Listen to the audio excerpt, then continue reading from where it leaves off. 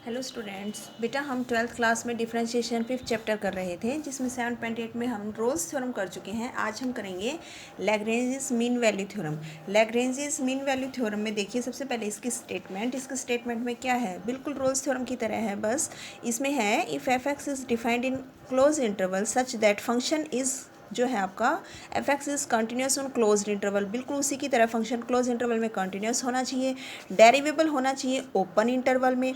वहाँ पे आपके पास थर्ड कंडीशन आ रही थी कि F A is equal to F B, तो यहाँ आपको ये कंडीशन निकालने की ज़रूरत नहीं है। वैसे भी यहाँ पर ये कंडीशन इक्वल टू नहीं होगी, नॉट इक्वल टू होगी, F A not equal to F B होगा। और वैसे भी अगर ये लैग्रेंज मीन वैल्यू थ्योरम या ओनली मीन वैल्यू थ्योरम बोलता है तो भी हमें केवल दो ही कंडीशन दिखानी है, थर्ड कंडीशन नहीं दिखानी। अगर दोनों कंडीशन वेरीफाई हो जाती हैं then there exist at least one point C belongs to this interval in open interval such that f dash c, वहाँ f dash c equal to zero था, यहाँ एफ डैश सी किसके इक्वल होगा, f b minus f a upon b minus a. वहाँ पर ये zero हो जाता था क्योंकि वहाँ पर हमारा एफ बी और एफ ए दोनों इक्वल होते थे, इसीलिए एफ डैश सी होगा जीरो। ज्योमेट्रिकल इंटरप्रिटेशन क्या है इसका कि if f x is continuous and derivable then there exist a point on curve such that tangent at that point is parallel to the कोड joining the end points.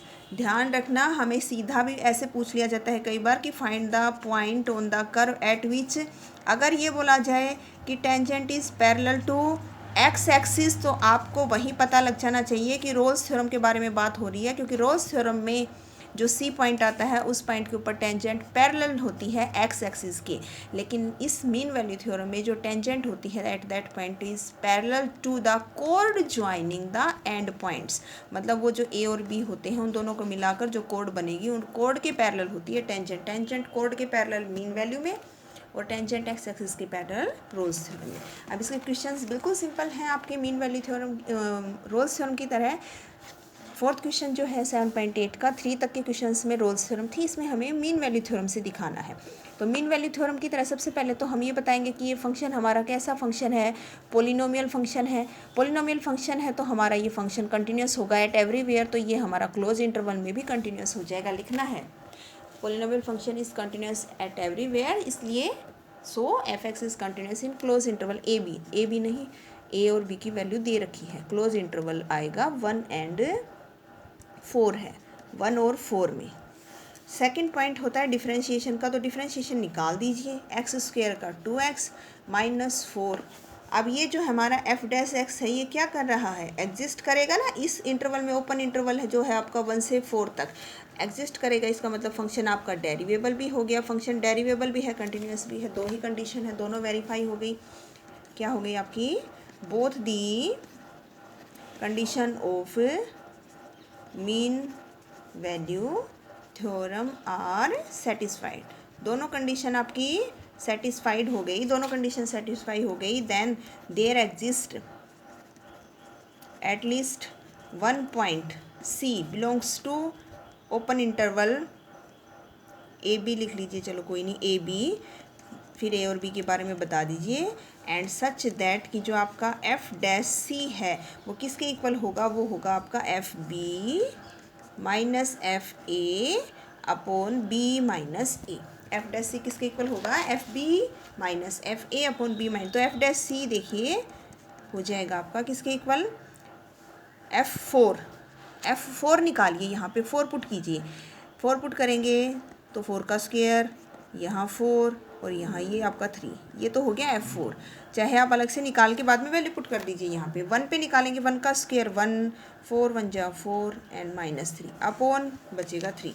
F dash सी यहाँ से put करिए value, जैसे उसमें put करते थे वैसे ही, 2c minus 4 is equal to, ये देखिए कितना हो जाएगा, 4 का स्क्वायर 16, ये भी 4 4 जा 16, ये तो कैंसिल हो गई। यहाँ तो बचेगा आपका माइनस का 3, यहाँ कितना बचेगा देखिए, माइनस 4 और माइनस 3 हो गए माइनस के 7, माइनस 7 और प्लस 1 माइनस 6 और माइनस बाहर है तो ये हो जाएगा आपके पास प्लस 6 अपॉन 3, तो 6 माइनस 3 कितना बचेगा, 3/3 1।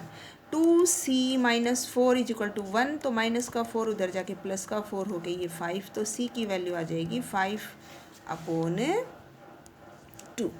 2c इज इक्वल टू ये 1 बचा है, ये -4 इधर आके प्लस हो जाएगा तो 5, तो c की वैल्यू कितनी आएगी 5/2। 5/2 मतलब कितना आया 2.5। तो देखिए ये आपका इसी इंटरवल में लाई करता है ना, ये जो इंटरवल दे रखा था 1 और 4 का, इसी इंटरवल में लाई करता है। Hence mean value theorem is verified. आपकी मीन वैल्यू थ्योरम यहाँ पे क्या हो जाएगी, वेरीफाई हो जाएगी। जो नेक्स्ट क्वेश्चन है 5th क्वेश्चन, उसमें भी सिमिलरली ऐसे ही करना है। फंक्शन दे रखा है x³ - 5x² - 3x। सबसे पहला केस तो इंटरवल दे रखा है आपका 1 से 3 का, a और b की वैल्यू इंटरवल आपका दे रखा है 1 से 3। तो देखिए f(x) कैसा है, पोलिनोमियल है। पोलिनोमियल है तो f(x) आपका क्या हो जाएगा, कंटिन्यूस हो जाएगा क्लोज इंटरवल में। आपको पूरी लाइन लिख के बताना है। सेकंड में डिफरेंशिएशन कीजिए। डिफरेंशिएशन देखिए इसका करेंगे, x की पावर 3 है, पावर आगे पावर में से 1 लेस, यहाँ पावर आगे आएगी तो 5 2 जा 10x हो जाएगा, और ये 3 एग्जिस्ट कर रहा है ओपन इंटरवल में, तो हमारा जो फंक्शन है वो डेरिवेबल भी हो गया, क्योंकि इस इंटरवल में से कोई भी वैल्यू पुट करोगे फाइनाइट वैल्यू आएगी। दोनों कंडीशन सेटिस्फाई हो रही है, तो there exist a point C belongs to this interval such that f dash c किसके इक्वल होगा, एफ बी। ये ए हो गया, ये बी है, तो f b minus f a upon b minus a. F dash c पहले एक काम कीजिए, ये वैल्यू निकाल के बाद में पुट कर देते हैं। यहाँ पे f3 निकालिए, पहले f में 3 पुट कीजिए, यहाँ पुट कीजिए 3 का क्यूब करेंगे, फिर 3 का स्क्वायर करेंगे, फिर 3 पुट करेंगे जहाँ जहाँ x है। 3 का क्यूब 27, यहाँ पे 3 का स्क्वायर करेंगे तो 9 45, एंड यहाँ पे आ जाएगा 3 3 जा 9। क्लियर है। अब देखिए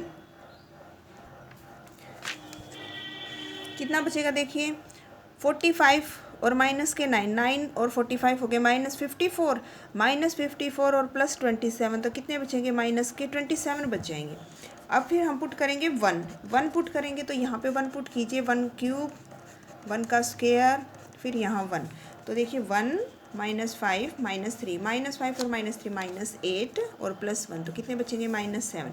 वैल्यू पुट कर दीजिए। अब यहाँ फर्स्ट इक्वेशन में एफ डैश सी लिखिए, यहाँ से कितना आ जाएगा 3c² -10c -3, फिर पुट करेंगे f3 की जगह -27, फिर माइनस का साइन, फिर f1 की जगह -7 अपॉन 3 -1 2, ये माइनस माइनस आपका क्या हो जाएगा प्लस। तो देखिए ये कितना आ जाएगा -10c -3 = -27 है और +7, तो माइनस के 20 बचेंगे, और -20 को जब आप 2 से डिवाइड कर देंगे तो -10 को आप इधर ले आइए, -10 इधर आके +10 हो जाएगा, और -3 और +10 जब करोगे तो प्लस का 7 बचेगा। अब यहाँ से आपको इसके फैक्टर बनाने हैं, 3 7 जा 21, और यहाँ पे आपके पास ये तो आपके फैक्टर बनेंगे माइनस का 7c और माइनस का 3c।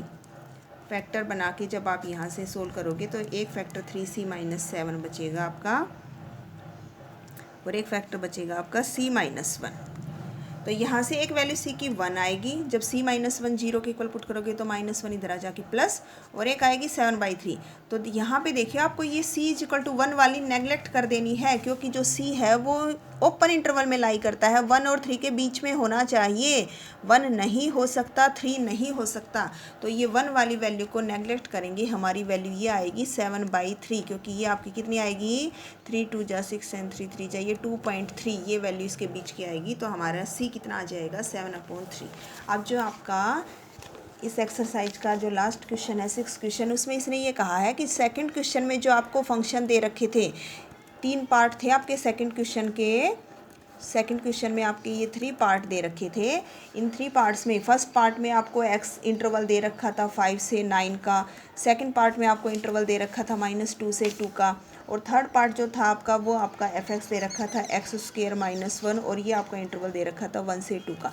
इन्हीं में आपने रोल्स थ्योरम यूज़ अप्लाई करके देखी थी कि अप्लीकेबल है या नहीं, इसी में मीन वैल्यू करनी है। तो रोल्स थ्योरम जब आपने इसमें अप्लाई की थी तो रोल्स थ्योरम में देखिए क्या था,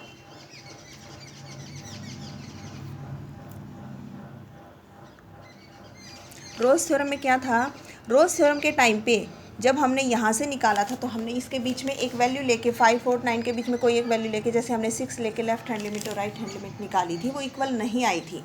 तो ये कंटिन्यूस नहीं था, तो इसमें ना तो रोल्स थ्योरम अप्लाई हो रही थी और ना ही मीन वैल्यू अप्लाई होगी। इसमें भी निकाल के दिखाना है। सिमिलरली इसमें इन दोनों के बीच की कोई भी वैल्यू 1 ले लीजिए या 0 ले लीजिए, लेफ्ट हैंड लिमिट और राइट हैंड लिमिट निकालेंगे तो इस पर भी ये कंटिन्यूस नहीं होगा, तो मीन वैल्यू थ्योरम अप्लाई नहीं होगी। इसमें जब हमने निकाला था, थर्ड वाला पार्ट जब किया था, तो ये हमारा पोलिनोमियल फंक्शन था, तो कंटिन्यूस हो गया था क्लोज इंटरवल में। बिल्कुल जैसे पीछे किया था वैसे ही करना है।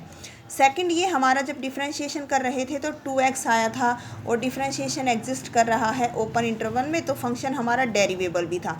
ये हमारी रोल्स थ्योरम फेल हुई थी, किस वजह से? क्योंकि जो FA और FB निकालते हैं वो इक्वल नहीं आए थे, लेकिन यहाँ हमें उसकी ज़रूरत ही नहीं है। दो ही कंडीशन होती हैं, दोनों वेरीफाई, तो रोल्स थ्योरम अप्लाई होगी। तो देयर एग्जिस्ट ए